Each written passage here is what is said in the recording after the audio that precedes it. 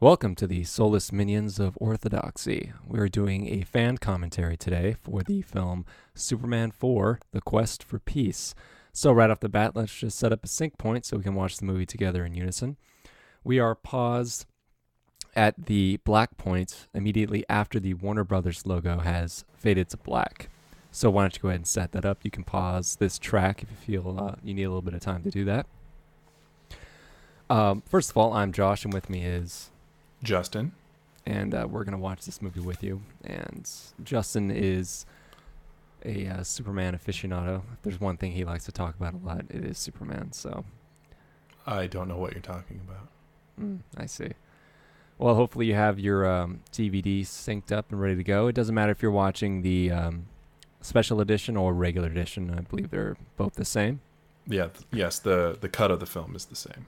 But this is Region 1 NTSC. So those of you in watching the PAL version will have to speed up our track by about 4% in order to be in complete sync. So, which might be good because we're a little slow. Maybe. All right. Well, I'm assuming that you have your DVD ready. So I'm going to give you a countdown. And when I say on pause, we'll both on pause together and watch the movie together in sync. 3, 2, 1. Unpause.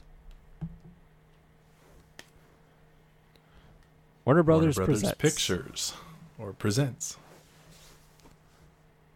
Canon Group. Okay, Canon Group. This is a good point to start. Canon Pictures or Films had obtained the rights to make the next Superman movie, which would be Superman 4 in this case. And Canon up to that point, and frankly from this point on, were the producers of low-budget films. And low budget, like straight-to-video fare?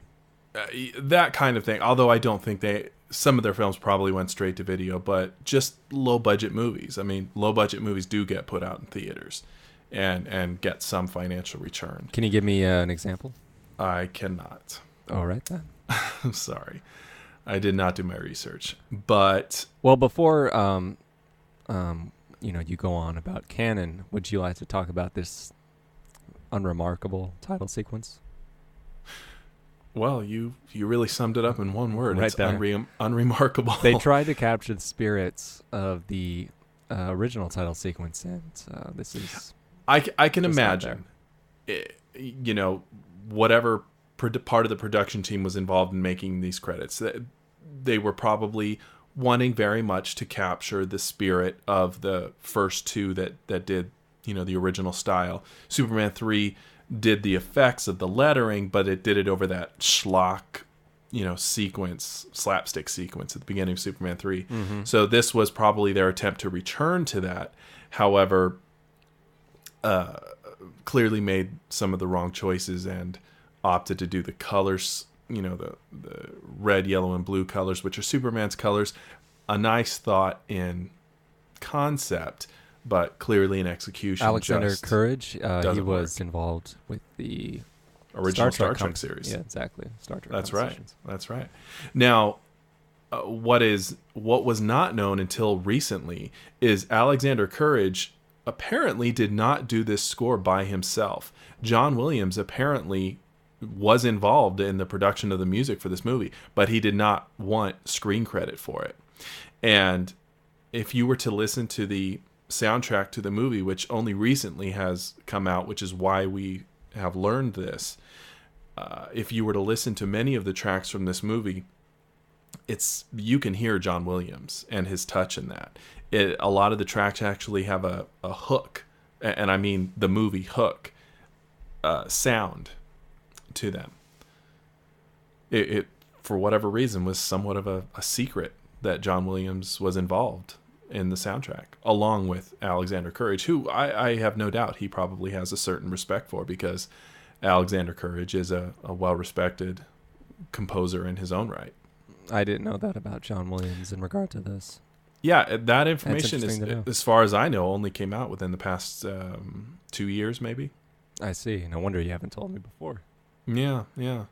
But to finish up real quick about canon, they got the rights to the movie, and they really wanted Superman 4 to be their foray into bigger production Hollywood movies. And shortly thereafter, the budget was cut, yada, yada, yada. But one of the cost-saving methods they opted for was to hire Sidney J. Furie to direct the movie. Sidney J. Furie had just done Iron Eagle. Iron Eagle was some studio's attempt to make a affordable, let's say, version of Top Gun. It was their answer to Top Gun, their copy of Top Gun. And Iron Eagle, at least in my opinion, is a fun movie. It did what Iron Eagle's great. Yeah, it did what they set out for it to do, which was to be fun, action packed, and all of that. So with that logic, I guess you could say it's kind of like the Payless version of Top Gun. Yeah, you could say that. I suppose. Yeah, the bargain version. And so for that reason, they hired Sidney J. Furie, hoping that he could deliver a fun, action-packed movie on a smaller budget. Canon was definitely stretching their pocketbooks to make this movie in general. And that's probably part of the reason why it got cut right after they started making it, because they knew they were over their heads financially speaking. Well, the budget was pretty much slashed in half, was it not? Yeah, pretty much. Wasn't it somewhere around 50 and got slashed about 20, 25 or so? I don't know the exact number on that, I'm afraid. But you're right, it was pretty much cut in half. And that opening sequence is a very clear example of the effect that had, as far as at least visual effects, that sort of thing. That sign on the left there, it says for sale or lease. Looks like Smallville is on some troubled times. Well, Smallville is in Kansas, and that area, of course, would be dominantly farms and big farm areas like what we're looking at right there. And as they point out very shortly here in the movie, farms are disappearing because there's all sorts of family-run farms or giving way to commercial farms. Yes, either commercial farms that do what a small home farm does, or there's just simply technological ways of reproducing what a farm could produce, at a lower cost. So bottom line, farms like that are disappearing. Well, yeah, that was, I don't know if that was something that was predominant in the 80s, but it was something that was occurring, which is something that shows the time this movie was made in, along with the Cold War tensions when we talked over the opening sequence with the Russians aboard their space station. That was something that was very timely and on a lot of people's minds, and heavily influenced definitely Christopher Reeve, who had a hand in writing this script, correct? He had a hand in writing it and a hand in conceiving the general story, as a concept. Was that mainly in response to his disappointment with Superman 3? As far as his involvement? Yes. I mean, did he feel he needed to return Superman to a more Superman-like feel because of Superman 3? The atrocity that was Superman 3. Well, call it an atrocity or not, they were trying something different, adding a bit more comedy and slapstick. Yes. One thing Christopher Reeve was vocal about was getting the film back into the sense and tone that the first two were, especially the first one. That's probably one of the reasons why he probably pushed for a scene in Smallville, just like the first one almost starts off in Smallville in a sense. Well, Part 3 also had a lot of scenes in Smallville. Yeah, it's not the same, though. I mean, that was different. But, yeah, he wanted to return to the tone and sensibility of the first one. And as far as his being involved, I believe after the first one, Christopher Reeve really started becoming interested in the mechanics of filmmaking. I've seen the documentaries on Superman 2, for example, and he's looking behind the camera a lot. He's really checking things out and becoming familiar with the process. Like he kind of got the directing bug? So yeah, that kind of thing. He got the bug for what's going on behind the camera as well. So after what happened with 3, knowing that a fourth... 3 wasn't a commercial failure. It was more of a critical failure. Well... So, that if something was to fail on either one of those levels, I'm sure he felt in some way responsible for it. Well, even if he didn't write it or direct it. I mean, he's the face of it. Well, maybe he could feel responsible, but ultimately he I wouldn't say he was, of course. No, I don't think he was. I wouldn't. But I wouldn't discredit the director either. Isn't it more attributed to the Salkins? I think it's a little bit of both. I think Richard Lester, who directed the third one, has a certain Who is tendency to lean towards who is an accomplished director in his own right. in his own right, and for whatever reason, he seems to drift, at least in some cases, to a style of comedy that I don't think is appropriate in a dramatic, in a Superman film, you would say. Yeah, let's just say in a Superman movie. So I don't think he is without responsibility for what happened to Superman 3, although the Salkinds are a factor. Richard Donner fought the Salkinds at every step to get Superman made the way it was, and that was his job as the director. He was hired for his vision of the movie, and Richard Lester was hired for his vision of the movie. And if do you think his being hired as director was in part to the casting of Richard Pryor? No, I don't think so. Was Richard Pryor cast before the director was hired, or was it the other way around? I don't know, but I know that Richard Lester came in to finish the directing of Superman 2, and he already had a working relationship with the Salkinds. So they knew him, they were familiar with him, they knew that he could, that he was an efficient director, that he would bring the movie in on budget, that sort of thing. And that's really all the Salkinds care about. They weren't interested in any sort of artistic vision. And here we have the return of Gene Hackman. Yeah, I'm very, very surprised. He must have gotten paid a huge chunk of money to do this because correct me if I'm wrong, because like I said, you're the aficionado. That Gene Hackman refused to return for reshoots of Superman 2 after Dick Donner had been fired. That's right. They had shot about 3/4 of Superman 2 under Richard Donner's direction. Stopped shooting the movie to finish up the first part to have that put into theaters at the correct time. When it came back to finish part 2, he said, I'm not coming back. He very much respected Richard Donner, did not care for the Salkinds nor the way they treated Richard Donner, and ultimately letting him go. So he denied coming back. That Gene Hackman, as opposed to the other actors, had that kind of weight in Hollywood to be able to make a call like that. He could do that. He could walk away from that movie and still have a successful career. The other ones were still very new and really couldn't do that. So you can't really blame them for that. And probably for that same reason, he did not return for 3. Whatever reasons he had for coming back for this one, I don't know. I think it's because the Salkinds were not involved. Cannon bought it from them, at least the rights to do this particular movie, if not the whole franchise for that moment in time. Yeah. I'm not really sure on the specifics, but I'm pretty sure the Salkinds had nothing to do with this. And well, here we have John Cryer, and this is probably one of the earliest things I saw him in, aside from Morgan Stewart's Coming Home. Would you say this was before or after Morgan Stewart's Coming Home? I think this is after. Okay. Pretty sure. Maybe a year or two after. I'm not positive about that, though. But does it say Lenny with an I or an E? Okay, it's an E. It's Lenny. Yeah, because I thought it said Lenny for a second there. And I'm like, I thought his name was Lenny. Yeah. Lenny, what? What? Oh, I'm breakdancing. Very. Look at this. That kind of comedy. This is kind of comical, like Bugs Bunny, almost. And it goes way too far. Gene Hackman is doing a type of comedy that. Well, you can't imagine Gene Hackman was paid very much since the budget was cut. I don't believe that. I think they probably spent quite a bit of money on Gene Hackman because, like you pointed out, he has the clout. He can say no. He did not need to do this movie.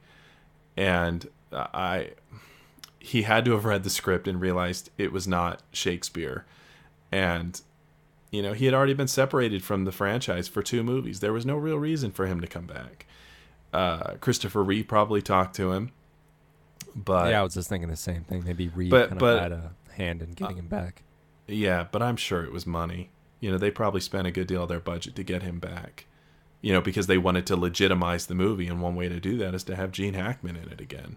Here we have Margot Kidder, who I think looks like she looks a little bit healthier as opposed to, was it Superman 2 or 3, where she was almost anorexic looking, I think. Yeah. Well, she's pretty skinny, but she looked very gaudy, I think. and She did. she looked unhealthy. In the reshoot footage for 2, and she's barely in 3, but from the reshoot footage on, She's barely in 3 because she had problems, correct? With the Salkinds. Officially the Salkinds will not justify I've that. I've listened to the commentary on 3 with Pierre. Is it Pierre? Pierre Spengler And what's his name? The first name of the Salkind? Alexander. Yeah. They claim that they had no misgivings toward Margot Kidder or she towards them. Yeah, that's what they say. That's what they say. Oh, they seem genuine, but I listened to that, and then I listened to Richard Donner, and there is no love coming from Richard Donner's voice when it comes to those two.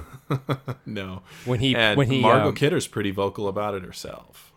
Well, there's a moment, I think it's in the commentary for Superman 1, where the credit for Pierre Spengler and Alexander Salkind come across the screen, and he says, "Who are those people?" Yeah, and then he just refers to Pierre Spengler as Star Spangled Spengler. He's just making fun of him. Just doesn't care for him at all. Yeah, at that point. Now look at this shot. Look at the shot of the Daily Planet. There's no one there. Now, yes, everyone is supposed to be in this room, but this is supposed to be like a beehive of activity. It's a newsroom. Yeah, this is a big newsroom. Yeah. Look at it compared to the first one, and you see the effect of the budget. Yeah, this is before the real death of newspapers. Yeah, so it shouldn't be this empty. No. Very sad. It just has almost a TV movie feel to it. Whereas you go back to the first one, and that's a movie. It looks good. The film stock that was used, everything. It just looks and feels big. This looks and feels cheap. Even a scene like this, which has no special effects in it at all. It's poorly lit. Look how bright it is. There's definitely a less cinematic scope feel to it. This is almost like TV show lighting. Star Trek: The Next Generation lighting, where everything is lit as opposed to source lighting, that sort of thing. Yeah, this is more like stagey kind of lighting almost, as opposed to natural lighting. Well, the appearance of natural lighting in an office. Yeah. Well, Mr. White actually gets a villain of sorts in the form of I forget his character's name.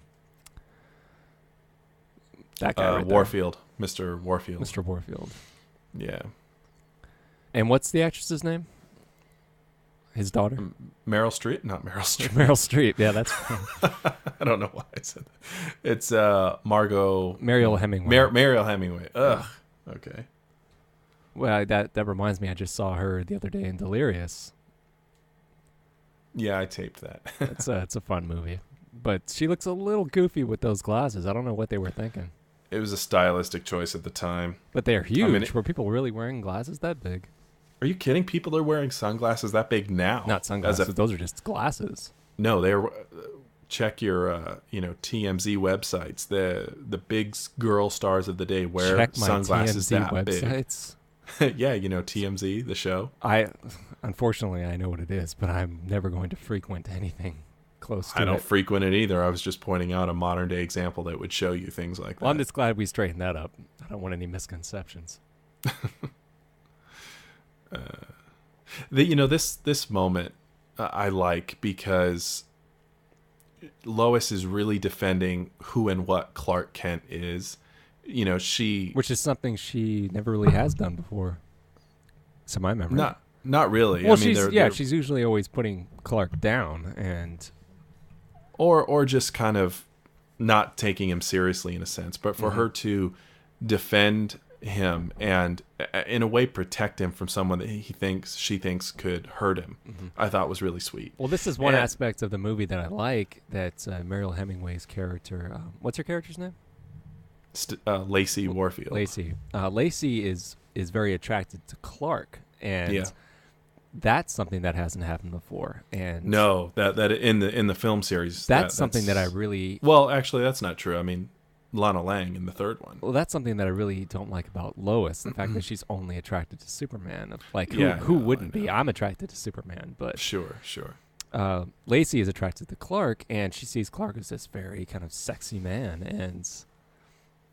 maybe he's a bit clumsy, but he's got it going on. And I like that. She can appreciate Clark for Clark, which is something that Lois doesn't do. True, and although that is a fault of Lois, at least in this movie, you can rationalize it in a real sense, because Lois Lane is a city girl that's, brought up in the hustle and bustle of a newsroom, and a slow country bumpkin probably just isn't for her. She wants someone that lives up to the big images that she writes about. Lacey Warfield was brought up in this probably rich, snooty environment with everyone who's kissing her ass and is very ingenuine and just not good people. And then she meets Clark, this, good old boy from Kansas. And I think it's understandable that she would be attracted to him. Opposites attract kind of a thing. Yeah, that kind of thing. And Lacey Warfield, aside from the way she's introduced here, actually proves to be a nice and genuine girl herself. Yeah, well, she's just obviously misled by her money-grubbing father. Yeah, and I actually like Lacey and Clark together. I thought they had a little bit of chemistry. Yeah, I felt that as well. Yeah. Going back to the previous scene, we were in the classroom, we were talking over that. Whenever I'm in that room, I always feel like if I look in the background through the windows, I'm going to see paratroopers coming down. A la Red Dawn. Exactly. And the child there who was playing... No, Superman. Yeah, I forget his name as well, his character. Oh, I don't know. Jeremy? Jeremy. Yeah, were his lines dubbed over? Because he always sounded... It sounded like it, yeah. I mean, we have our volume down, but I've seen this movie a number of times, and his voice has always felt a bit placed. No, it's clearly dubbed. Whether it's dubbed with his voice later on for whatever reason or someone else's, I don't know. Yeah, it kind of makes me wonder why they had to do that. Yeah. You never know. Who knows? His voice could have been changing, could have been cracking a little bit. Yeah, see, she's going a little too far. Right? Yeah, this is too much. Just too much. I would have preferred more of a accidental physical, touching or bumping into kind of a thing. Well, that's rather than this broad up front. Well, that could have been a sign of the times as well. This kind of women becoming stronger at the workplace, a la Working Girl. It could be just a sign of bad filmmaking too. Or that. But you know what I mean. Women on the fast track to success who aren't afraid to be the aggressor in a relationship. Sure. No, I hear you. I mean, that's a logical argument. I don't think it's, what happened. Well, I mean, look at that. She's coming on to him clear as day. Yeah. Well, I mean, there's a sign of the times, and then there's the director's choice to do this. And now we mentioned Sidney J. Furie as being the director of Iron Eagle. Do you know anything else that he has directed? I don't. I really do not. I wish I did. That would be a great reference in this, but unfortunately I don't. I think Lois looks really good in this outfit. I like this shirt she's wearing with the tie.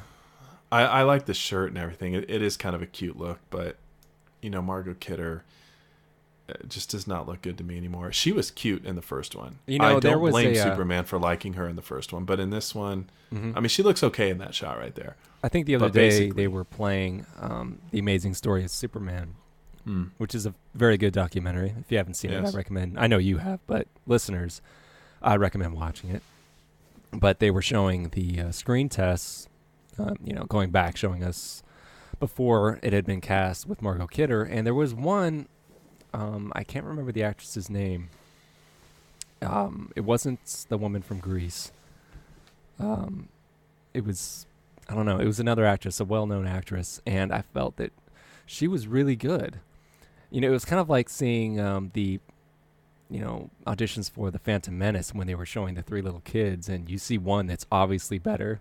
Right. And you're wondering why he didn't get hired. And when I saw this woman, this actress, I think it was Anne something. Oh, Anne Bancroft. Maybe that's what it was. Yeah. She was doing a really good job. And then I saw Margot Kidder. I'm like, well, I'm used to her, so kind of biased, but I don't know. I kind of felt like the other girl had something. She had some. I know what you're talking about. They did their test footage for Superman in the scene where he comes to her rooftop and they talk. That's the test scene they used for everybody. And yes, Anne Bancroft came off great in that scene. But if you think about it, could you see Anne Bancroft crawling into the bottom of that lift on the Eiffel Tower? Was it the Eiffel Tower in the second one? Yes. Yes. Could you see her crawling onto that, shooting up that thing? I couldn't. Why? But Margot Kidder, you believe doing Why couldn't that. you see her doing that? It's not I like just it was a hard can't. task. I just can't see her doing physical kind of things like that. I can't see it. That's just my personal thing. I can't see it. Well, going back to Superman 4, to me, Superman comes in, I guess, 3 flavors, or 2, but a little bit, I guess more 3. Let me explain that. There's Superman 1 and 2, of course, mostly directed by Richard Donner and, well, a little bit by Lester. Mm-hmm. That's flavor number 1. Flavor number 2 is Superman 3, and then flavor 3 is Superman 4, And all those flavors taste, much different. And 3 is one that I've never really been able to get into, if you know what I mean. I mean, it does have a more of a cinematic feel, but Right. it's just the style it was made in always put me off. Yeah. And it's a little too hokey, and I mean, if you watch that title sequence, you know where that movie's going, and you know what it's going to be Oh, yeah. like. You know what you're getting into. Yeah. I mean, has it been that way for you throughout your life when it comes to Superman 3? Yeah. I mean, it's something I've watched many times because of Superman. But yes, even though I've watched it many times, I don't terribly enjoy it. But you just love Superman so much that you have to see it. Exactly. Now, look at this scene. This is sad. Well, this is, like, I'd like to reference another commentary, a great commentary on the special edition of this disc by the writer. Mm-hmm. Mark Rosenthal. Yes, who is an accomplished screenwriter, Yes. mentions that this movie was made with the best of intentions, and its heart is in its heart is in the right place. You can feel that. They didn't have the means to accomplish it, and I think that scene right there really demonstrates it. When if you watch that scene and then go back and watch the Fortress of Solitude scenes from, say, the first one, Yeah. or the opening sequence where they have those giant talking heads, saying guilty, you'll see that there is a noticeable difference. It's not quite the same, but they want it to be. They really want it to be. They wanted to be, but someone involved in the team that did this decided to have that green tint in the snowy Fortress of Solitude. I don't know who or why someone would make that decision. That's beyond me. And yeah, the way that the faces were created in that, and just the whole thing, we already talked about the lighting and whatnot, and the sort of stagey lighting in this one. It all plays a factor. Like you said, though, the heart is in the right place, and that's why this movie is more watchable for me than the third one, even though it's bad. Well, yeah, but it's fun though. Scenes like this, though, it's an okay scene. Mm-hmm. I mean, it could definitely use a better director's touch. Yeah, I mean, they don't have scenes like this in the third one. No, they don't. And it's scenes like this that make this movie watchable, because Christopher Reeve is doing what Christopher Reeve does best. He's really acting. And it's unfortunate that this sort of material, which is not bad material, was just in the hands of a director who just wasn't really capable of pulling it all together in the kind of scope that you want to see in a Superman movie. Mm-hmm. This scene right here could have been done much better in the hands of a more capable director. As it is now, it's just kind of, it's all right. Well, you get what you pay for. Exactly. So, gosh. See, again, they're trying to recapture something. They're trying. And they don't have the money to pull it off. Well, they don't have the money, and they did not have the skill. It's no fun to have to say that, but the fact is the people involved in large part just did not have the skill to do what Richard Donner and Tom Mankiewicz and Stuart, I forget his last, Stuart Baird, the editor. These were extremely competent professionals. Stuart Baird was the director of Star Trek Nemesis. That's right. He also directed U.S. Marshals. Oh, really? Yeah. And he was a friend and partner, so to speak, of Richard Donner. And Stuart Barrett is also largely responsible for what we got on the screen. He fought and fought to have that movie cut and delivered in such a way that felt good and respectable and all of that. And you take out the three people that were largely responsible for Superman, the first Superman, which is Donner, Mankiewicz, and Baird, and you feel the effect of it. We're looking at the effect of that right now. Well, of course, I wish that the film hadn't turned out this way, that would have been successful, because I know this movie, as opposed to 3, was a commercial failure as well as a critical failure. Yeah. And I really wish they had the money, and I wish they would have gotten Richard Donner back and Mankiewicz and really recaptured the feeling of the first one. But maybe it just shouldn't have been made, or maybe they shouldn't have made Superman 3. Just kind of let it go, let those movies just sit by themselves, like, did Rocky... Well, that was never going to happen. Well, did Rocky 3 really need to get made, Maybe not. I enjoy Rocky 3. Aside from the Mr. T sequences, I think Rocky 3 is actually a decent movie, and I think it continues the character in a logical there's a sense. definite, tonal shift. And, oh, yes, definitely. And definitely. To me, there's the new film Rocky Balboa, which is separate from those 5. And, of course, 3 plays as the bridge between Rocky 1 and 2, which are very similar in tone, and then 4 and 5, which are very commercial and poppy and full of montages and Eye of the Tiger and sure. whatnot.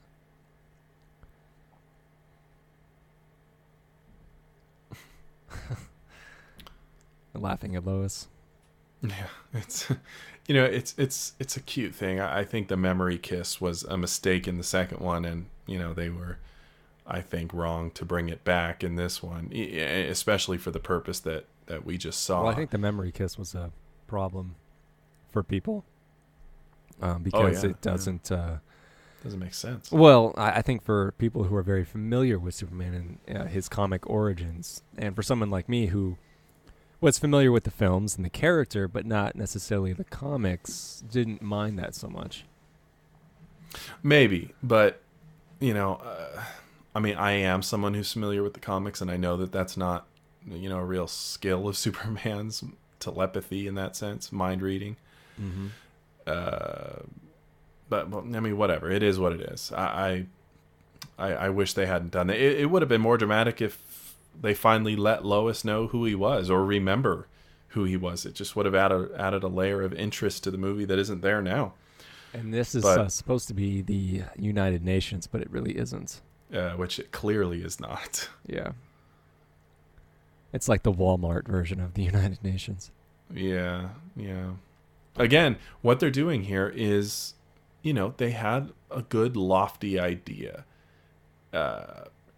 They just didn't have the ability to bring it to its epic fruition. Wasn't Christopher Reeve advised not to involve, modern day world problems or politics into the story? Yes, as I understand it, when he was kind of feeling around for ideas to do with this movie, he went to Tom Mankiewicz, who was officially was called the creative consultant on the first movie, but really he wrote it. And one of the major pieces of advice that Tom Mankiewicz gave Christopher Reeve was, don't put Superman in a position where he is going to be solving Earth's problems, because that puts that just complicates things, and you want to keep Superman grounded in a relatable sense. And that was his advice to Christopher Reeve. For whatever reason, Christopher Reeve chose to ignore it and go ahead and do this type of plot anyway, where he's trying to basically save humanity from itself. Well, this was, late 80s, so this was a really big thing at the time. I mean, we really felt that we were all done for. The more I think about it, the more, in this case anyway, I kind of disagree with Tom Mankiewicz.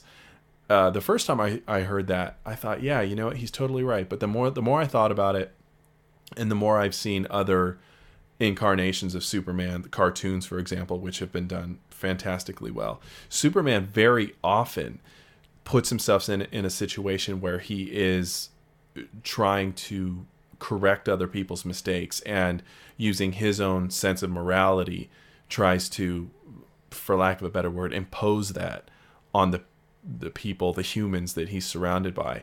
And as such, that, kind of makes him out to be a egocentric and arrogant kind of a guy. And I'm not saying that's an overt quality in him, but in a lot of the different incarnations I've seen, that's an element that's been put into his character that, in my opinion, adds tremendous depth, because he is a god walking among mortal men. And to shy away from that is almost to not do this character justice. And this movie does tackle that in a limited sense, because at the end he does realize that even though he may have the power to impose his morality on the world, what business does he have doing that? And he kind of gets an ego check in this movie, even though it's not overtly focused on. It does happen, and he speaks to that at the end with the speech he gives. And he's basically points out that he is a citizen of this world and not not the leader of it. And so in theory, I think basically what Tom Mankiewicz told him was good advice, but Christopher Reeve wanted to show Superman taking on this subject, which, as you said, is a product of its time. And in the hands of different people, it might have been a really awesome movie. It just fell short. Well, I wonder when they were writing this if they ever felt that this sequence was a bit goofy. Did Superman actually knit this net together? Yeah, you don't want to put too much thought into that. Where did he get the material to do it? Because it's clearly huge. And throughout the number of times I've seen this movie, I don't think I've ever picked up on why there are so many nations launching their nuclear missiles. Yeah, that's a lot of testing going on. And you'd have to imagine that's all it is. They're just testing their nuclear missiles. But yeah, that's a lot of testing. That's a lot of nuclear bombs being put into the air that could potentially go bad. I mean, and when they test them, as far as I know, they don't launch them into orbit and then to come back down. No, I don't think so. They detonate them at near ground level. That's when they're testing. Yeah, to simulate, what an actual explosion would be like. Yeah, there wouldn't be any real reason to fire it. Because if you launch the missile, that may very well start a war. So. Well, yeah, because what goes up must come down. So yeah, there's all sorts of things that could go wrong with that. Yeah, it doesn't make any sense.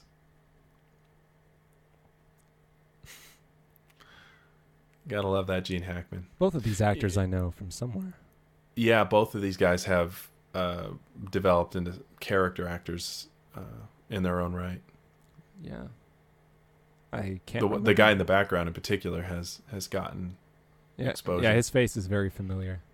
Yeah, I'm immediately forgetting what he's done, but he's been in a number of big movies as a supporting character. Speaking of a product of its time, what Lex's apartment here? Well, not Lex's apartment, but the interpretation. It's so delightfully of Lex. tacky, Well, yeah, and that's, I guess that's kind of connected to what I'm saying here. Lex Luthor, at the time the first film was made, was your typical comic book villain, where he had his secret lair underground, that sort of thing, and he was kind of a mad scientist, that sort of thing. So the interpretation that Gene Hackman provided in the first film was an accurate representation of what was in the comics, scaled up to a realistic movie form for that time.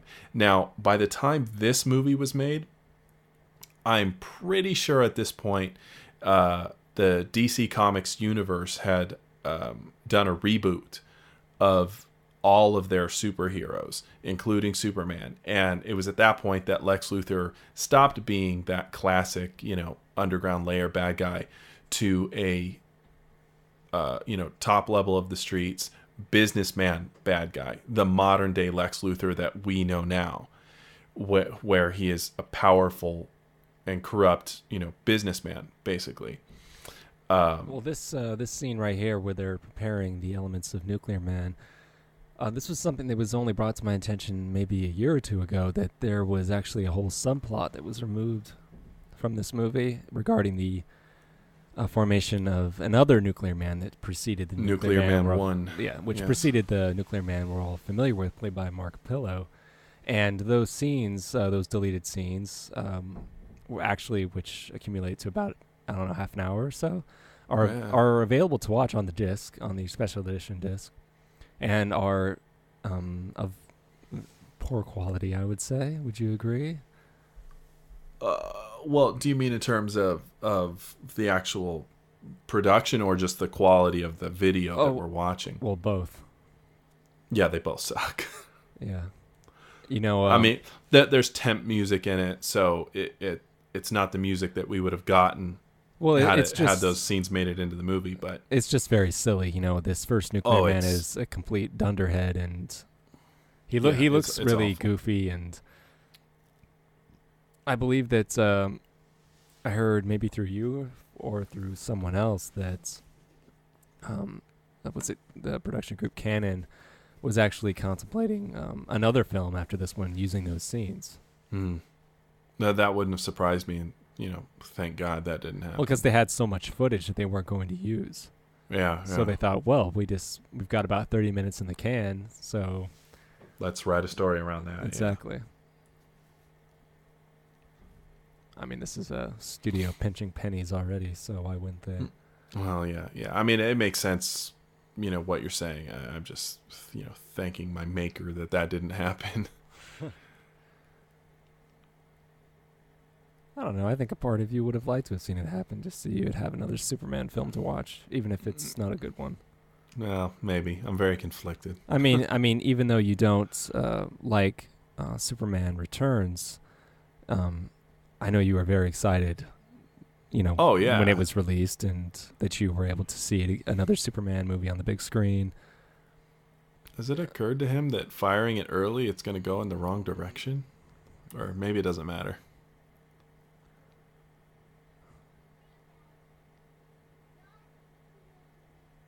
Dun, dun, dun, dun, dun, dun, dun, dun. And his motive is to do what again? Superman's motive? No, not Superman's motive. Lex Luthor's motive. Well, Lex has attached that box to the rocket that he knows Superman is going to catch and hurl into the sun. Yeah, and he's using the nuclear power of the sun this I know, yes. fuel his creation. This I know, but isn't he trying to actually... wasn't he trying to start a war or something to make money? Isn't that his goal? No, I'm going to paraphrase what he was saying. Right. He doesn't want to start a war. No one wants war. He just wants to keep the threat alive. Oh, that's right. Yeah, there was some motive. He wasn't just out to destroy Superman. He No. He had that. That's kind of where I was going earlier. That this depiction of Luthor is kind of in the middle of the underground, mustache twirling kind of Luthor that he was in the first one, and the more business, modern day Luthor. Yeah. Mark Pillow that we know now. Mark Pillow looking very 80s here with his do here. Yeah, someone said in either the actual commentary for this movie or in the behind the scenes that once they this is another created 80s a villain thing, that had teased hair, they knew they were doomed. Well, yeah, this workout scene here, this is like an 80s thing, the whole workout in the exercise studio thing. Yeah. You can't even stretch. Good show. See, I like their interaction. She's being very cute and very tender with him. I just like I like that. He's kind of funny doing that back there. He is. It's funny. I mean, look at him. He's smiling at himself. He knew it was funny. Yeah, he knows what he's doing. Yeah, he's having a good time. He's being comfortable being Clark Kent, and that's nice to see. And it's nice to see her eat it up. He and he to doesn't see, seem as physically thick in this movie. He seems a bit thinner. I think he's probably the same thickness that he is in the other ones. He's older, so he's got a different look to his face and all of that. And I love seeing how she's being very genuine with him, and that her intentions are not bad. I really wish they could have gone somewhere else, continued with this, that is, their relationship. You mean actually develop an actual true romance in the actual film itself? Yeah. Towards probably the next 15 minutes, that goes away, and it's all just the rest of the action with Nuclear Man. Yeah, after that, double date, I suppose you could say. Yeah. After that goes awry, hijinks ensue. It's pretty much just a, battle between him and Nuclear Man. Yeah.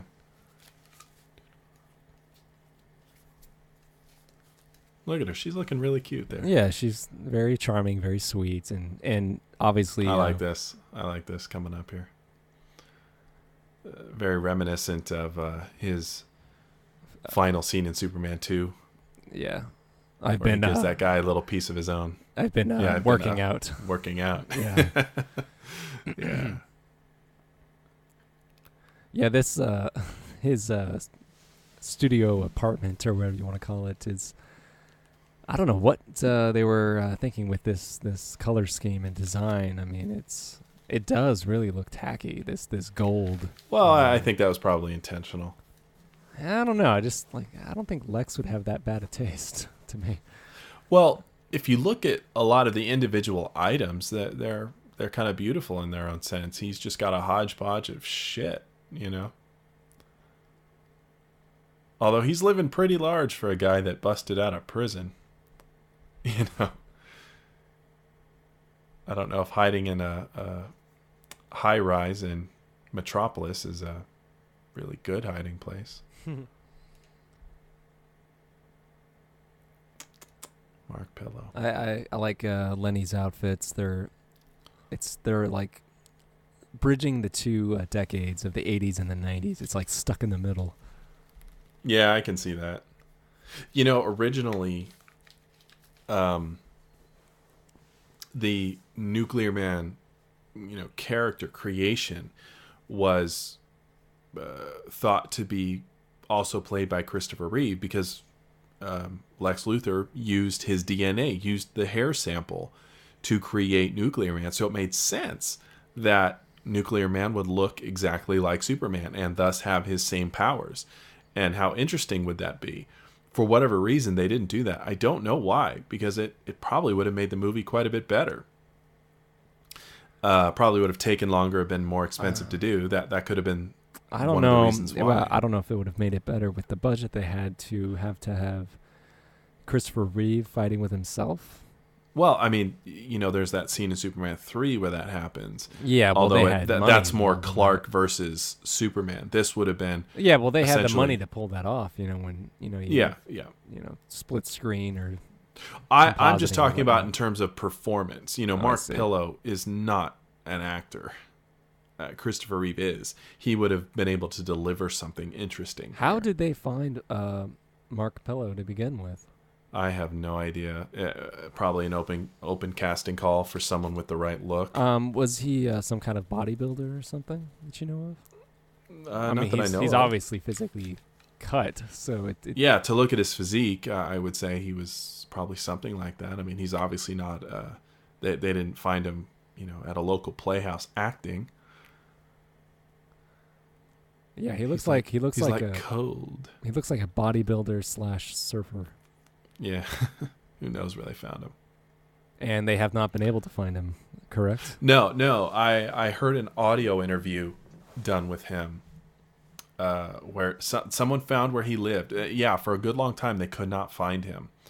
But then someone did ultimately find him. I think it was actually a Superman fan website. Someone from the website found him and did an audio interview with him over the phone. And he was a very nice, very gracious guy who had nothing bad to say about the movie. He knows that it did not live up to expectations, but he didn't trash it in any way.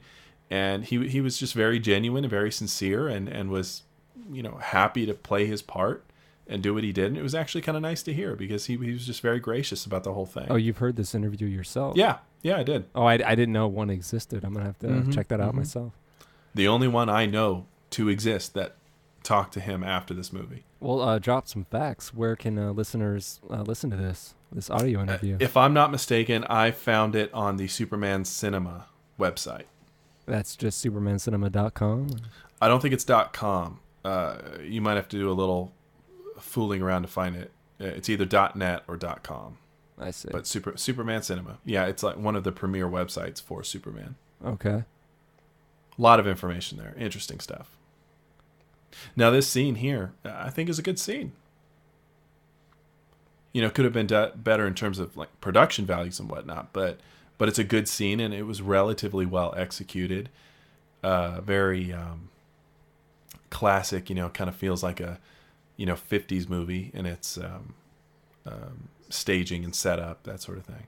Yeah, it does kind of have that feeling of being thrown back to those kind of early romantic comedies, the kind of hijinks, the screwball type of stuff. Screwball comedy, of an earlier day, and especially knowing that Christopher Reeve was mimicking a Cary Grant character.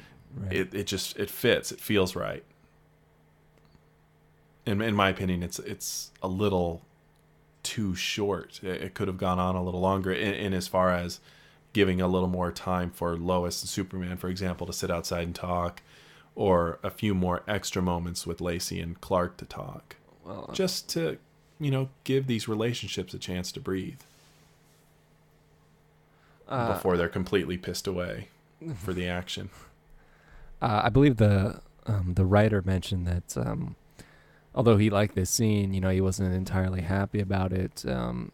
He did mention the feel they were going for, and they tried to capture that, but that it just didn't quite live up to what they wanted, and like maybe it moved too slow. It didn't have wasn't as jumpy, or going back and forth enough. I don't know if I'm remembering that correctly, but well, I agree that it I wouldn't say it misses the mark. It just didn't live up to everything it could have been, but it's an enjoyable scene nonetheless. Especially when you compare it to, scenes involving Nuclear Man. Oh, yeah, or scenes involving Richard Pryor. Yeah. Those kinds of scenes make this. Well, I like Richard Pryor, by himself. Oh, I like him, and yes. I cannot see him in Superman, and, whenever he's on screen, I want to hit the fast forward button. I don't want him to be in this movie. And the scenes with Clark and Lana in Smallville are, for the most part, they're okay. I'd say they're the better parts of the movie, and it's just there's just so much screen time given to Richard Pryor. And when you look at that cover art or the poster, and you see Richard Pryor, isn't he being held up by Superman, and he's looking very comical, and you're like, wow, I wonder what they were thinking. Well, I know what they were thinking. They really wanted to bank on Richard Pryor. And to me, it's just a shame. It's just two things that shouldn't have come together in my mind. I agree. Well, Richard Pryor was apparently a big Superman fan and asked to be part of the movie. And the producers, of course, thought, well, here's one of the hottest stars of the time. Of course, we're going to put you in the movie if you want to be. As I understand it, Richard Pryor would have much preferred not to do something so comedically broad, and instead play something a little more dramatic, a little more serious, probably with a little comedy in there, but still a little more serious. Yeah, I can imagine he would want to, stretch because his he legs is a little capable. Bit. He is capable of a certain darkness. I mean, we've seen it in other movies. He, there's the kind of comedy he did in Superman, and then there's the kind of comedy he's done in other things. We know he's capable of other things, but the producers decided to play it safe, and they wanted only that kind of slapstick, goofy comedy from him, and it just destroyed the movie. That kind of reminds me of many years ago, before the release of the Phantom Menace or the Attack of the Clones, when Sam Jackson was being interviewed and mentioned that he made an offhand comment like, oh, well, I've had a pretty good career. Now all I have to do is be in a Star Wars film. And the next thing you know, he's being cast, against type in Star Wars. And everyone, I think, everyone, a lot of people would mention that Sam Jackson wasn't utilized in the way that Sam Jackson needs to be utilized. Well, I don't know. I think he was fine in that movie. I mean, he was capable of more than what they gave him, but I think he was fine. Well, no, of course. I mean, he's a very good actor in his own right. But what I meant is that people expect a certain type of performance when they see Sam Jackson on screen. Well, granted, and I'm sure as heck glad we didn't get that in a Star Wars movie. Oh no, that would have been that would have been a disaster. Well, I think their meaning was also, well, he really didn't need to be cast. It was a miscast. No. Maybe we would all like to see Webster as a Jedi just for kicks, but we don't really want to see it. Yeah. The problem with Lacey in this movie is that she's more likable than Lois. I don't want him to be with Lois. I want him to be with Lacey in this movie. And that's pretty much it for the movie in general. Everything is action now. Pretty much. And this is the shortest Superman movie. Isn't it just shy of about 90 minutes? And the rest of this movie is just Superman chasing Nuclear Man around. Yeah, and with the additional footage, all those deleted scenes, it would have come in just over 2 hours. But of course, that material was all but unusable, and pretty much all related to action stuff anyway. Although there was a small part of that footage was what explained Nuclear Man's later fascination with Lacey, which is why he goes and gets her at the end. But even if you included that footage, it was still very thin in its reasoning and didn't really serve a purpose anyway. I can understand why they cut it. Yeah, I don't know what his fascination with Lacey was. I really don't recall. It's been a while since I've actually really paid attention to this movie while watching it. Well, during the course of the actual cut of this movie, not including deleted scene, he's just tooling around the apartment one day, looks down and sees a picture of her in the newspaper, and instantly becomes obsessed with her. And the next thing you know, he's at the building where she lives, and Superman comes up and goes, "No, you'll never find her." It's just ridiculous. It comes out of nowhere. Yeah, it doesn't in the cut of the movie. Don't go in there. She's not in there. Yeah, exactly. Right. And none of it makes sense unless you were to know about these deleted scenes, which do make it make sense, even though the logic is still thin. At least there's some reason behind it. We have this is. I like this interaction, this introduction in some way of Nuclear Man, because Gene Hackman is doing what he did in the first one, where he's smiling and he's being sadistic all at the same time. Look at him. He's laughing at this guy, and he's basically telling Superman he's going to kill you. Well, this is Gene Hackman's specialty. Yeah, I mean, he's doing it with such charm, and that's what makes him terrifying in a way. Because he's going to smile while he's stabbing you in the back. And he's not scared. Look at him. He's just sitting there like he owns the place. Well, he does own the place, but, he's not afraid of anything. There's really no reason why Superman couldn't just pick him up and fly his ass down to the police station, but he doesn't do that because Lex Luthor is smart enough to kind of always have a little bit of the upper hand. Well, I was going to mention when John Cryer popped on screen for a second there. Were they ever in any talks to get Ned Beatty? Ned Betty? Ned Beatty Yeah. back for this? Yes. Oh, I don't think so. I mean, really, it's, if you were to apply logic to it, he's probably still in prison. From the second one, Well, because he never got out. Well, it just seems that maybe they could have, worked Oh, something it out would in have the been writing. fine. Yeah, sure. No, I don't think it was ever brought up. And throughout the number of times I saw this growing up, on cable and whatnot, it makes me feel very not very intelligent. The fact that I never picked up on Nuclear Man's voice. That it's Gene. But it's Hackman. Gene Hackman, and I never noticed until I was, a young adult, and I was like, wait a second. And he even says it in dialogue. No, you have my You have voice. my voice. Yeah. And I'm like, I must not have been very bright, and still am not, because I never noticed that. Well, other than pretty much that scene, he doesn't really talk anyway. So Oh, he's almost mute. yeah. If you don't have anything nice to say, this is just ridiculous. Yeah. And unless I'm too mistaken, Luthor's actual directive was destroy Superman. What does this have to do with destroying Superman at all? Just flying around, causing shit. Like that's ridiculous.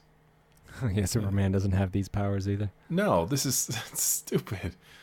It's just ridiculous. I mean, he's Superman. He's not Mr. Fix It.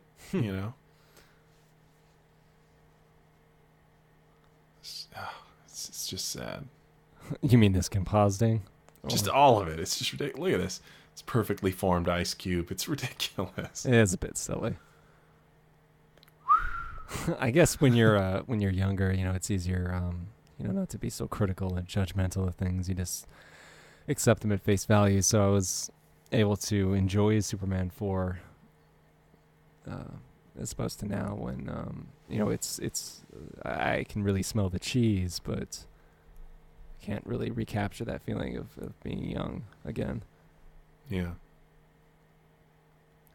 See, none of this makes any sense. Yeah, why he's going around wreaking havoc throughout the world. Why is he doing this? He as far as he's concerned, he's done what Lex told him to do. He should be going home and reporting in. Yeah, I guess, like I said, being young, when I watched this, I never really thought too much about it. He's a bad guy. He's doing bad things. I guess this is supposed to happen. Yeah, it's... Well, I agree with you. No, it doesn't make a whole lick of sense. No. And Superman speaks Italian here, doesn't he? When he's, in addition to his fine Russian in the beginning. He's a very smart guy. He's very traveled. I always kind of like this. He uses it as a plug. Yeah. I thought that was a little... It looks a little goofy.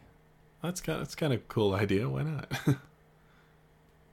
Well, I like this better than the sequence in Superman 3 where he froze the top of the lake and then dropped it on the burning chemical plant. Hey, don't talk shit about that. I like that scene. That's cool. You do? Yeah, I think that's a neat. I wouldn't have thought of it if I was Superman, to go freeze the top layer of a lake and let it fall and become rain. What a badass idea! No, don't get me wrong. I'm not saying the idea. I disliked the actual look of it. Looks a little cheap. Oh well, yeah, I'm not denying that, but the idea I think was fine. And there he is, just waiting for no good reason. I wonder whose idea the nails were. I don't know. Yeah, we're not stepping on anything. Yeah, they're obviously on a platform. It looks a bit silly. I really have a genuine dislike when they make bad guys make evil faces, Yeah. You would just be tired from grinning like that all day. Yeah, I understand what you mean. I mean, who's he doing the face for? No one can see him. Yeah, you wonder, like, do these guys always look like this, even if they're sitting back on the recliner, relaxing, watching TV? Yeah, just sitting there going, I'm a bad guy. Yeah. So, yeah, silly. He's looking back and he's like, what? Yeah, this is one of the more goofy Yeah. images of the movie. The sight of the Statue of Liberty. Bitch. That just looks goofy. Like, were they Yeah. trying to make that look kind of funny? Because it does. Yeah. It just looks silly. And I don't mean it's, funny for the wrong reasons. No, I agree. So, This is not New York. not at all. No. Yeah, we're just going to go ahead and put that down right over here.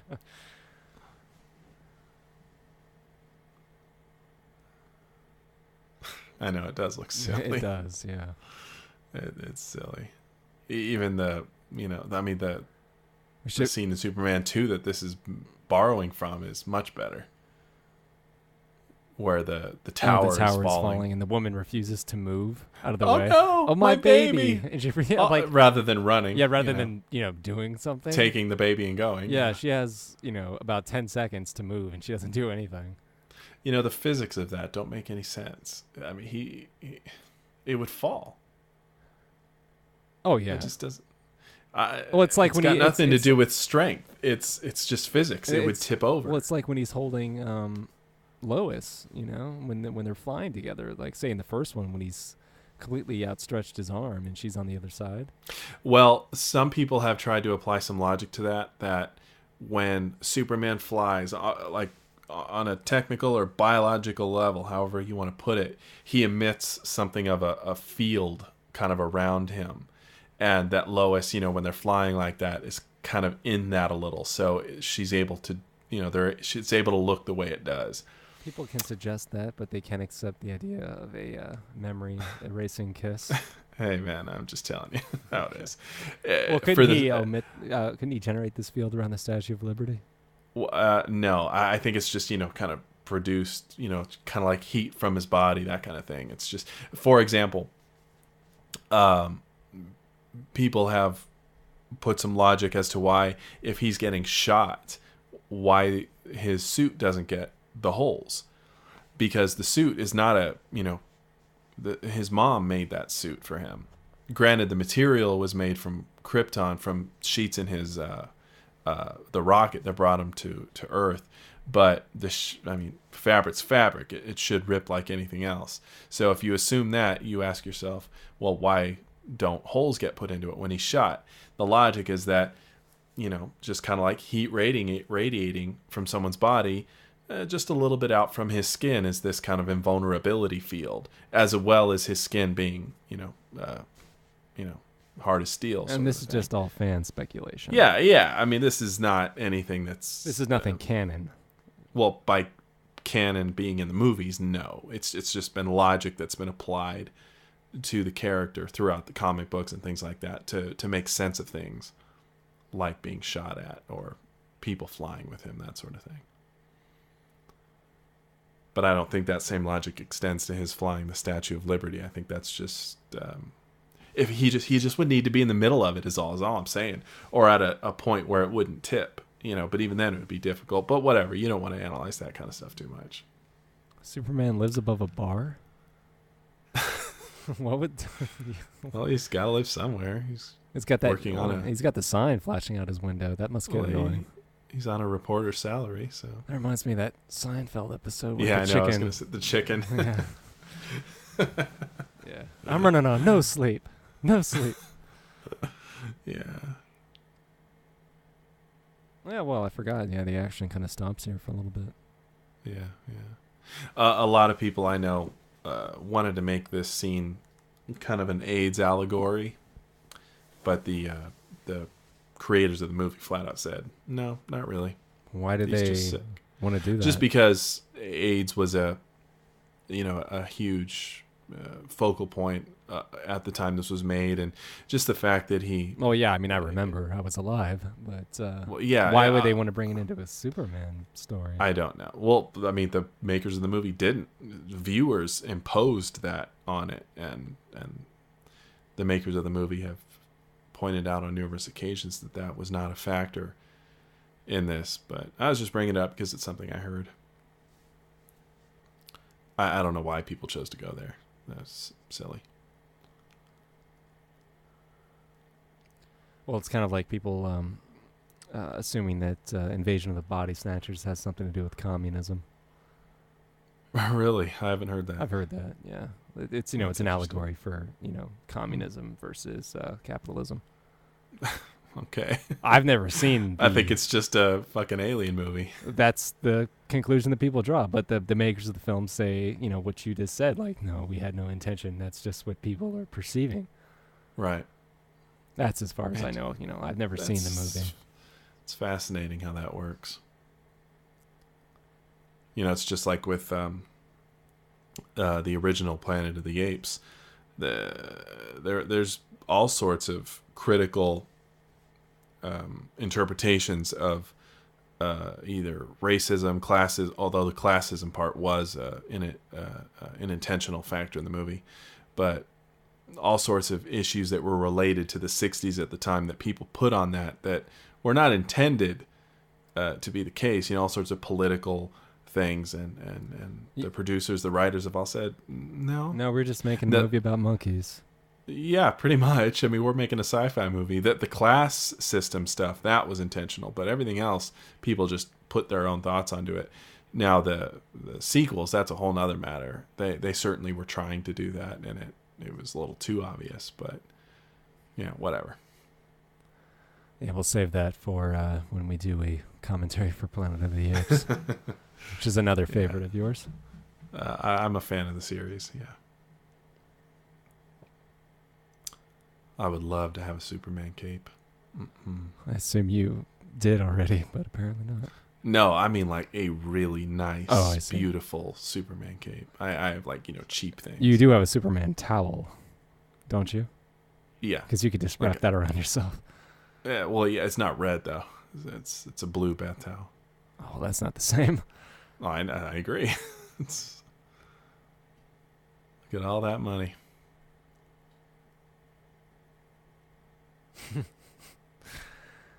Yeah. You see, so basically, this guy is only useful for 12 hours of the day when the sun's out. The sun's out, yeah. Well, even less in the wintertime when, you know, the sun's not out as much. Yeah, he's got some real problems built in here. Well, you know, there's the plot hole of, well, okay, this guy's powered by the sun. He has to be in the sun's light. So, and they clearly show him dimming when he closes the curtains. So if he walks into the shade, he's fucked. Yeah. So, and his point of action later, Superman moves the moon to cover up the sun, which wouldn't that be very bad for the Earth? And, yeah, because the moon is very much related to the tides and things like that. Yeah, that would not be good to be doing. Yeah, no, that would be a problem. If the moon moved in relation to the Earth, you don't want you don't want the by moon a degree it would change. You don't want the moon shifting its orbit like that. No, that would be bad. You know, what was stopping Superman from just throwing him in a big fucking bag? You know, that would have had the same effect. Just get a big blanket. Are we hearing the voiceover of his mother right now? Yes, I think so. I mean, I'm on mute, so. Well, so am I, but I can reading the subtitles. I'm pretty sure, yes. Yeah. Oh, okay. I don't have my subtitles on. Yes. I should probably turn those on. I think it's a little late for that. You've gone this long without them.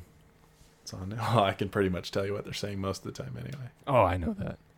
See, this is the part where he's going to see Lacey's picture and inexplicably be drawn to her.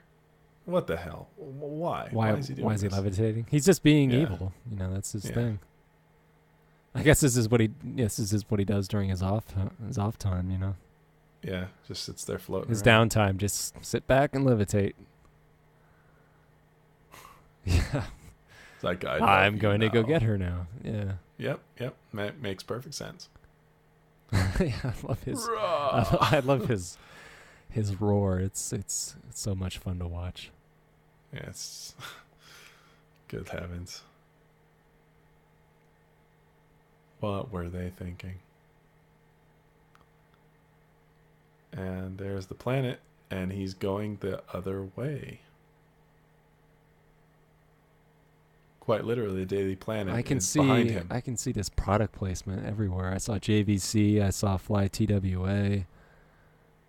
Yeah. Yeah, you see when Luther's doing Burger King right talking there. to Superman on the big screen. There's a big Panasonic sign. Burger King right there, big time. Yep. You know, what I did notice going back and watching Supergirl was the very overt product placement when they clearly state several times that they're going to go eat Popeye's chicken. Uh-huh. And I'm like, wow, I wonder if they were, getting some money from Popeyes. Well, that's a big way that the Salkinds made money from the movies. Oh, believe me, I know. But it was just so incredibly, overt that it was embarrassing. There's Budweiser sign on the on the taxi there. Wow, that's just. This street has the same closed off, very small feel that the street in Superman 2 does. It's just you're on a set. Oh, this is very much more closed off, I would say. Oh yeah, even more so. Well, 2, you got to see down the whole length of the street. But you still knew you were on a set. I mean, I knew it. You can really see the wires. In that shot. It's very clear as day. With more mind powers that don't make any sense. Yeah, well, he can make himself levitate. Why can't he make them levitate? I don't know. Although there's a book that I saw once. I did not pick up, but it was called The Science of Superman, and it actually tried to apply real world, scientific reason as to how and why he's able to do what he does. And they have books like that for Star Wars and Star Trek. Sure. Well, I mean, they talked about his X-ray vision, flight, things like that.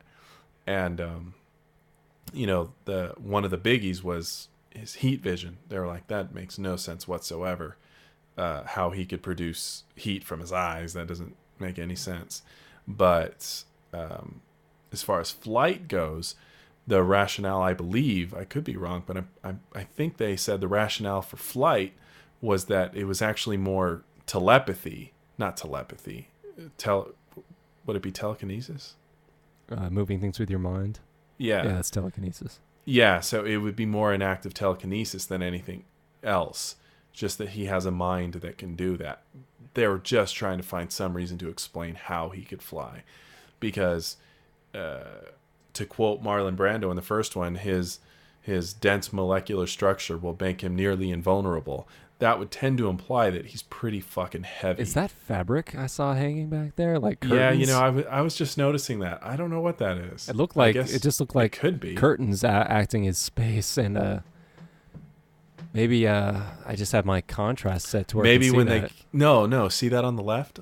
Yeah, I saw that. We're gonna have to keep looking when they fight and see if we see that again. I don't know what that is. Well, yeah, I can see it right there. And then more the center of the screen. Well, he just covered it up. He's standing right over. Okay.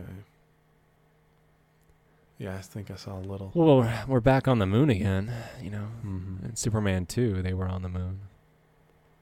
Yeah, and here it feels worse. Even though I thoroughly enjoy Superman 2, the fact that the villains are talking on the moon, of course, scientifically speaking, is he really was stupid. Superman was talking in the beginning of this movie when he was speaking to the Russians. Yeah, and you want to. It's easy for people to look at this movie and trash it, but really they were doing it in Superman 2 as well, and people just kind of forgive that one. What kind of a creature are you? A man. I always find that scene difficult to watch because they so cruelly kill those astronauts. They're pretty brutal. No, it is. It's hard. It's hard for me to watch. It makes me kind of cringe. That was a good knee shot he gave him. Yeah, there. yeah. You don't see that too much. Why would he have fallen? Hello. Well, there is moon on the gravity. I mean, there's gravity on the moon. Yeah, but given the the power that Superman, would have put into that thrust of throwing him and the direction, he really probably should have just kept on going. He was high enough off of the ground, that sort of thing. Yeah, maybe so. Maybe we're just thinking too much about the physics. Maybe. Where the hell did he get all these powers, Nuclear Man, anyway? That would have hurt. He landed right knee to back on that one.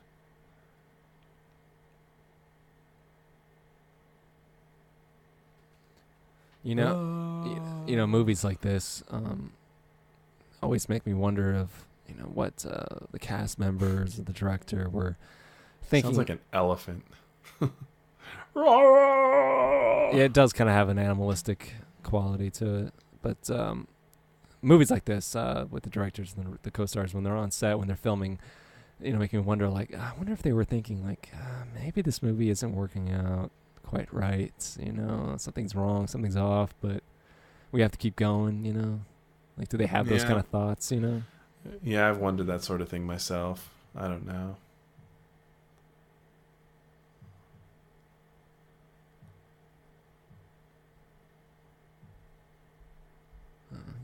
They travel very fast. Yeah, I was just going to say that's a quick trip. They're acting like the moon is right next door. In actuality, it's many thousands of miles away. It's quite far.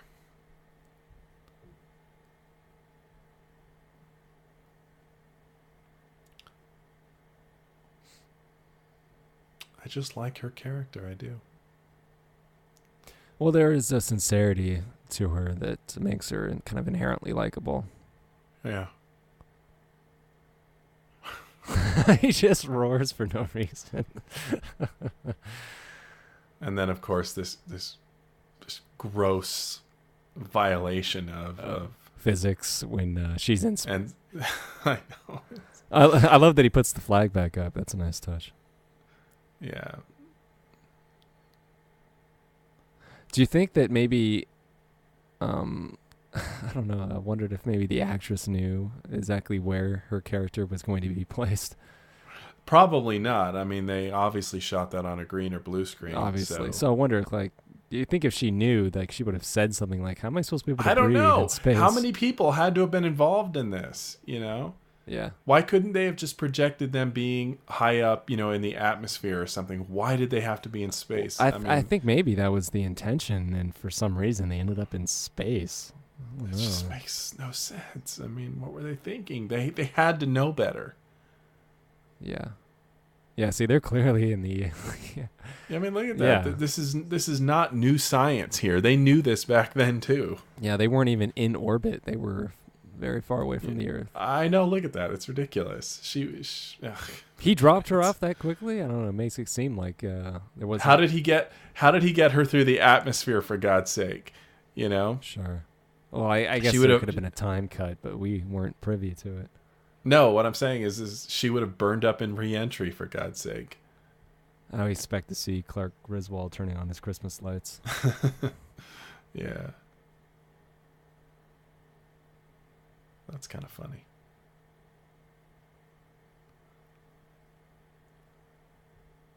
The movie wraps itself up rather quickly.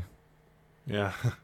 Action's over. We're done. This movie will be out. You'll be out of those seats in about 3 minutes. And it's like, remember that subplot about the newspaper being taken over? Well, that's not going to happen anymore. We're done with that. Yeah, it was almost pointless. It was a non-issue in the movie, really.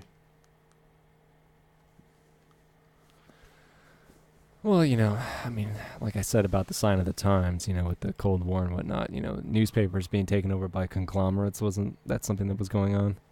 Yeah, yeah.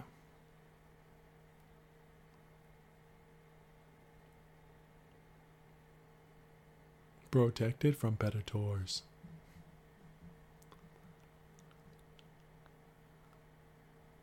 A minority shareholder. I was waiting for... I knew he was going to say something that...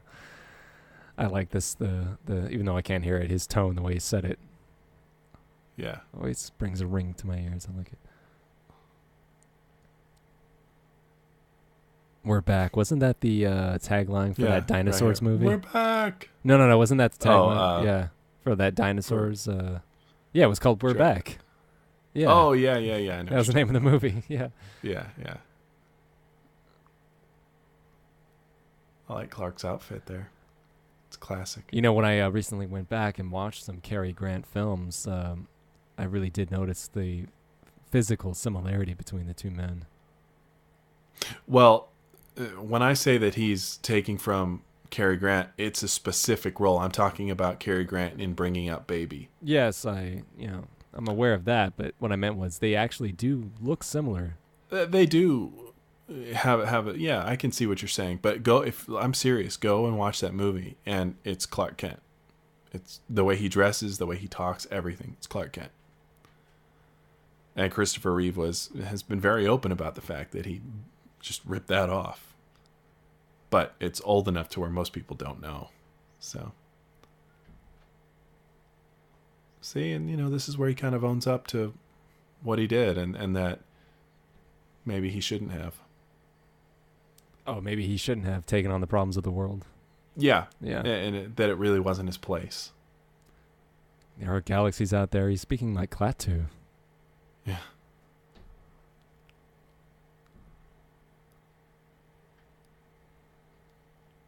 But see that even this little speech here, it's very arrogant, when you look at what he's saying. I mean, he's just telling people what to do and how to think based on his own morality. Not that he's not right, but it's like, well, who asked you, man? So I wonder why Lex is dressed up like that. He kind of looks like he's dressed up like to go to the moon or something. He's wearing. Well, he looks like he's been on an airplane, but one of those small. Yeah, he looks like a Streak. World War I fighter. And he looks like he's been through something. He looks. There's something on his clothes. Yeah, it could have been some more cut scenes that weren't put on the disc. Or at least something that was planned, yeah. Yeah. Or maybe it's just the type of fabric. But, yeah, it looks like maybe they were planning to get on a small plane. I like Lenny's little motion. Yeah, that was funny. Yeah, that's funny. Yeah, I mean, John Cryer can be funny in his own right. Oh, he's a funny guy. Yeah, just, how he ended up in this movie is, I don't know, it's just one of those things.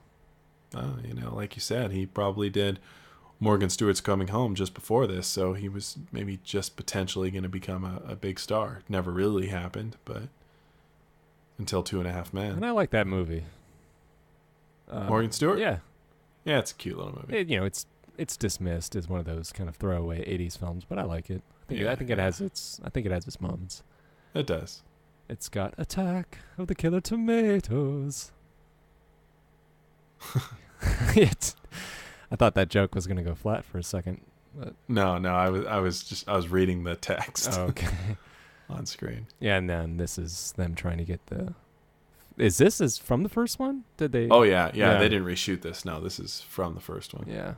I'm like, oh, they're trying to recapture it. I'm like, no, See, just they look just at these effects. captured It looks better. Oh yeah, you can tell. Such better quality. Yeah, they just completely stole the shot. Oh yeah, I don't think there's a problem with that.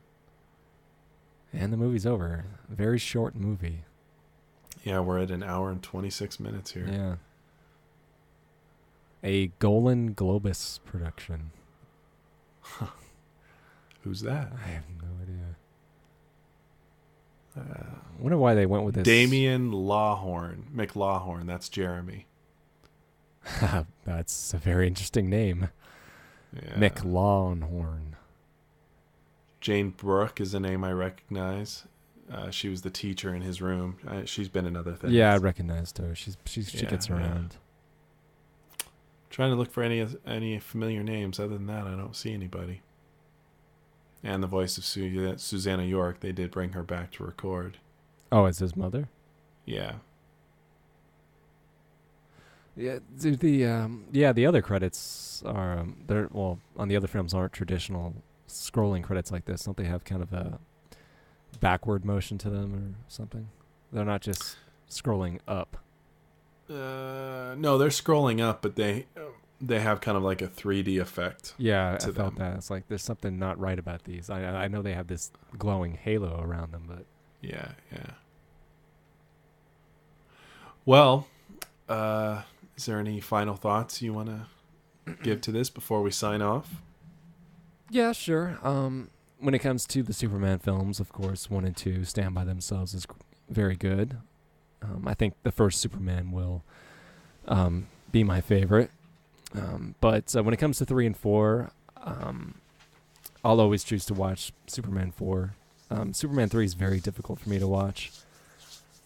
They've been playing it a lot on TV, and I just can't get into it. But if Superman 4 is playing, I'll be more than happy to pop it on and just watch, because it's fun, you know.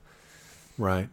I wish they did have a budget, and like they said, this movie, its heart wasn't in its right place, and look at that in the text. Flying unit, second unit. Christopher Reeve is listed as a second unit director. Interesting. Yeah. Yeah. So I agree with filmmakers that they were trying to make something good, and just unfortunately didn't have the means to do it, and it's sad to see that. And I wish this hadn't been the end of Christopher Reeve as Superman. I really liked Christopher Reeve as Superman. To me, he is Superman. So sad that this was the last one he got to do. And I guess that's pretty much it for me. What about yourself? Well, you largely summed up, a lot of my thoughts in that. As far as Christopher Reeve, yes, it's sad that this is the last time we'll see him as Superman. And to paraphrase an episode of Doctor Who, Christopher Reeve will always be my Superman, and he'll be missed. Well, I'm Josh, and that was Justin, and we're the Soulless Minions of Orthodoxy. Thank you for joining us with this commentary. Hopefully we'll return again soon with another Superman film. We hope to do the whole series, maybe even Superman Returns. Until then, this is Josh signing off. And this is Justin. Goodbye. Thank you for listening.